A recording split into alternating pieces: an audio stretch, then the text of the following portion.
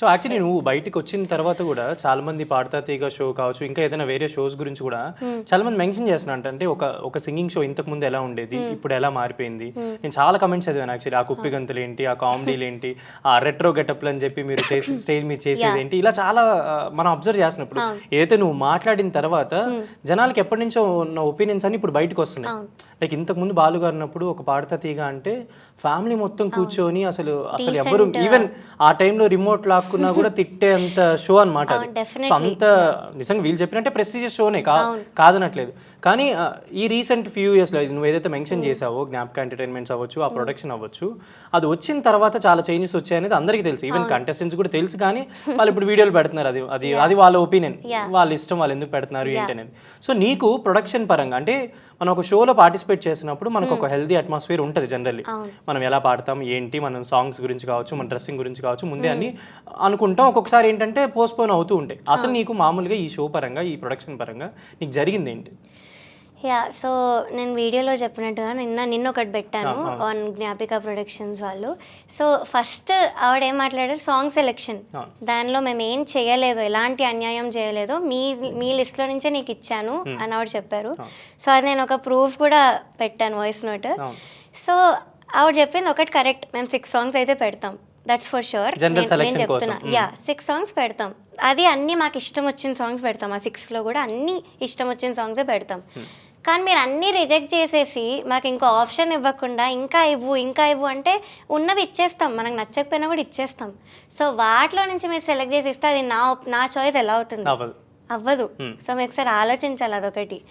And నేను చెప్పినట్టుగా devotional song వద్దు రాఘవేందర్ రావు గారి హిట్స్లో అని ఆయన క్లియర్గా చెప్పారు. మేము ఎవరికి ఇవ్వము, డివోషనల్ సాంగ్ కావాలంటే పెట్టుకుందామని కూడా మాట్లాడారు ఆయన.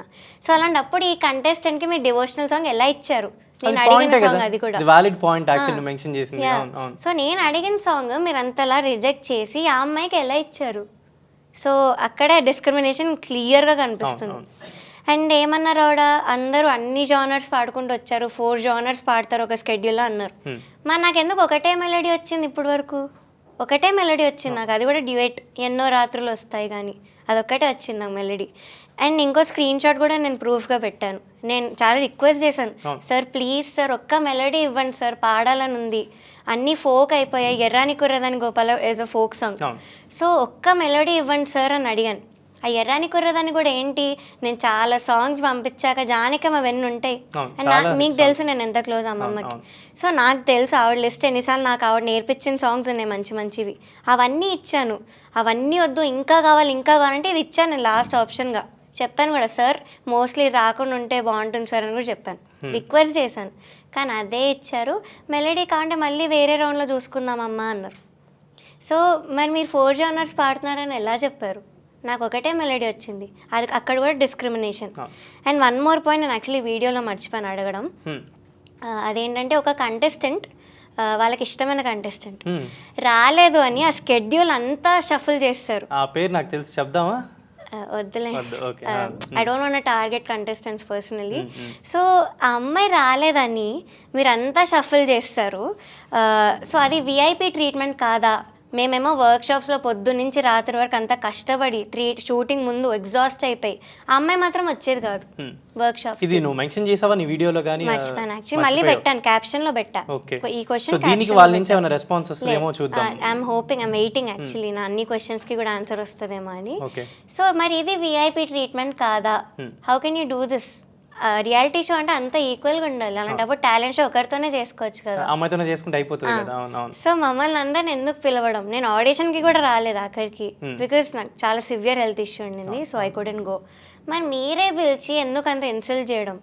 I have that much experience. 1 year ముందే ఒక షోలో విన్నర్ అయ్యాను. సో అక్కడ అంత నేర్చుకున్నాను, అక్కడ అంత పాడాను కాబట్టి విన్నర్ అయ్యాను. అక్కడ ఊరికే చేయలేదు, అక్కడ కూడా మల్టీలింగ్వల్ సింగర్స్ ఉన్నారు జడ్జెస్గా. సో వాళ్ళు కూడా నేను చిన్నప్పటి నుంచి చూస్తున్నాలే, మరి వాళ్ళు అనొచ్చు కన్సిస్టెన్సీ లేదు, నువ్వు ఇప్పుడు పాడట్లేదు సరిగ్గా అని. బట్ అక్కడ రాలేదు ఇలాంటి కామెంట్స్, ఎలాంటివి కూడా. ఇంకా నువ్వు అంత ఇంప్రూవ్ అయ్యావు, హై నోట్స్ అంతా బాగా పాడుతున్న కామెంట్స్ వచ్చాయని ఇలాంటివి ఎక్కడా రాలే నాకు. సో మరి ఇవన్నీ ఇక్కడే ఎందుకు జరుగుతున్నాయి? సో అందుకే నేను ఈ సీజన్ని మాత్రం బ్లేమ్ చేశాను. I'm not blaming other reality shows as well. నీకు అంటే ఇంతకు ముందు జరిగిన షోస్ కావచ్చు, ఇవన్నీ కూడా నీకు మంచిగానే అంటే నేను బాగా పర్ఫార్మ్ చేసావు, అయితే ఎలిమినేట్ అయ్యావు, లేదంటే విన్ అయ్యావు, ఇదంతా మంచి ప్రాసెస్. సో నువ్వు ఇప్పుడు మెన్షన్ చేసింది కూడా నీకు ఇప్పుడు ఈ షోలో జరిగిన థింగ్స్ గురించి నువ్వు చెప్పావు, కానీ ఎక్కడ షో బ్యాడ్ అని కానీ ఇలా ఏం చేయలేదు. అండ్ ఇంకొకటి, నువ్వు ఇప్పుడు బయటకు వచ్చి మాట్లాడిన తర్వాత నీ గురించి కావచ్చు, అమ్మ గురించి కావచ్చు, చాలా మంది అంటే కొంతమంది ఒక 10-20% మీ మమ్మీ వల్ల ఇలా బయటకు వచ్చావనో, మీ మమ్మీ నేను చెడగొట్టిందనో, అండ్ సునీత గారు కూడా మెన్షన్ చేశారు ఇలా రోడ్డు మీదకి వచ్చి చెప్పేయడం ఏంటి అది ఇది అని చెప్పి. ఉన్న ట్రామాకి ఇంకొంచెం ఇది అడిషనల్ గా యాడ్ అయిందని అనిపించిందా? అంటే ఎందుకు ఇలా మాట్లాడుతున్నారు? డెఫినెట్లీ, లైక్ ఎస్పెషల్లీ ఆ రోడ్ మీదకి ఎక్కే అన్న వర్డ్ మాత్రం నేను అసలు ఎక్స్పెక్ట్ చేయలేదు. అండ్ దానికి నేను మాట్లాడే కౌంటర్ కూడా మాట్లాడాను నా రీల్లో. I think that is very wrong. A 19-year-old girl ni pattukoni, you can't say like that. Of course, I'm still a fan of her singing. She is a legendary singer. I will always be a fan. దాని doubt లేదు. కానీ అలా మాట్లాడకూడదు అని అయితే నాకు అనిపించి నేను వీడియోలో కూడా చెప్పాను. ఏంటి ఆవిడ, నేను చాలా బాగా ట్రీట్ చేశాను కదా నిన్ను, ఏమంటారు, ఒక మ్యూజిక్ దాంట్లో వీడియోస్ లో కూడా నువ్వే ఉన్నావు, మీ మమ్మీ వచ్చిందని సంథింగ్ ఏదో చెప్పింది కదా, ఏంటి అసలు దాని గురించి చెప్పండి. అది కూడా నేను మాట్లాడాలి. మ్యాంగో అదే ఒక మ్యూజిక్ లో పాడిచ్చానని ఆవిడ చెప్పారు. ఫస్ట్ ఆఫ్ ఆల్ ఆపర్చునిటీ నాకు నా గురువు నుంచి వచ్చింది, నిహాల్ కొండూరి గారు. ఆయన ఎవరు అవైలబుల్ ఉన్నారు అంటే నేను ఓకే సార్ నేను పాడతాను కోరస్ నేను అడిగి వెళ్ళాను దానికి.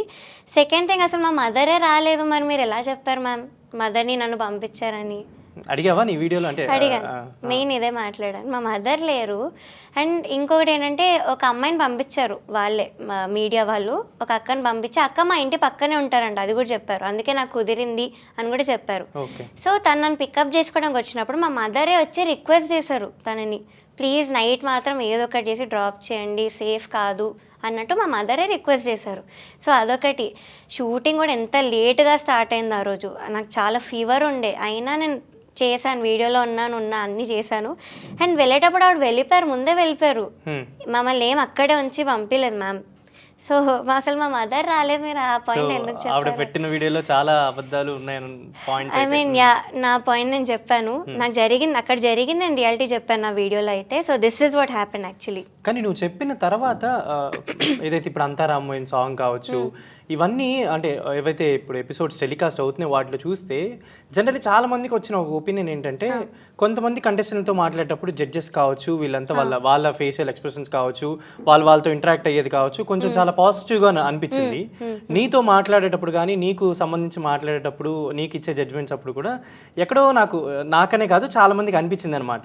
నువ్వు మెన్షన్ చేసిన తర్వాత చూస్తే ఎందుకు ప్రవస్తి దగ్గరికి వచ్చేసరికి కొంచెం ఏదో ఇబ్బందిగా మాట్లాడుతూ ఏదో ఇంక ఇవ్వాలా అన్నట్టు మాట్లాడుతున్నట్టు అయితే అనిపించింది. సో ఇది నిజంగానే జరిగింది కదా? యా, అంటే జరిగింది. బట్ ఇదేమైనా సిల్లీ రీజన్ ఏమనుకో నేను దాని గురించి అంత మాట్లాడట్లేదు.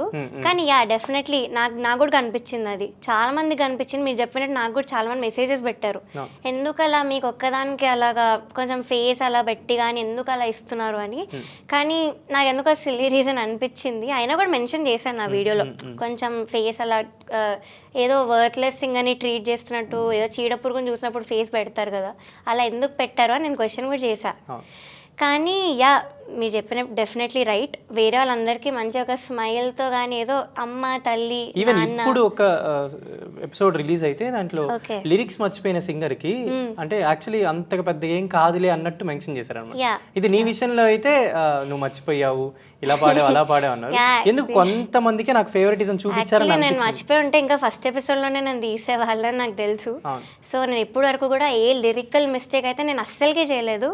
మీరు అన్ని ఎపిసోడ్స్ చూస్తారు కదా, లిరిక్స్ మర్చిపోవడం అయితే ఎక్కడ అవ్వలేదు. సో అది మాత్రం నేను కాన్ఫిడెంట్గా చెప్తాను. సో యా మీరు చెప్పినట్లు లిరిక్స్ మర్చిపోయాక కూడా అంత మంచిగా పాజిటివ్గా ఇచ్చారు నాన్న అది ఇది అని.